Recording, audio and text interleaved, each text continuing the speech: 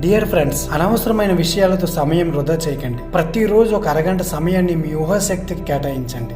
ఏది కావాలో స్పష్టంగా ఆ యూనివర్స్ కి తెలియజెప్పండి. ఆ విశ్వమే మీకు మూలాధారం. దానికి అనేక రూపాలు ఉన్నాయి. అది మనం కొలిచే దేవుడు కావచ్చు, ఇంకేమైనా కావచ్చు. సమస్త ఐశ్వర్యం, సంపదలన్నీ దాంట్లోనే ఇమిడి ఉన్నాయి. గొప్పగా ఈ జీవితాన్ని ఆస్వాదించడం కంటే ఇంకా ఏముంది? అందంగా, స్వేచ్ఛగా అన్ని అనుభవించండి.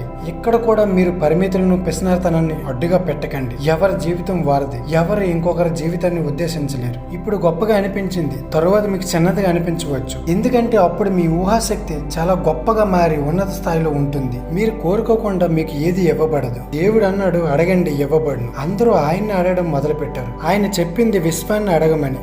అర్థం చేసుకోవడంలో చిన్న పొరపాటు. అత్యున్నత లక్ష్యాలను ఎంచుకున్నప్పుడు మీ మెదడులో అత్యున్నత సురికైన హోమినిడ్ అనే ఒక జీవరసాయన పదార్థం విడుదలవుతుంది. అది ఎంత ఎక్కువగా విడుదలైతే అంత ఖచ్చితంగా మీ కళలు వాస్తవ రూపంలో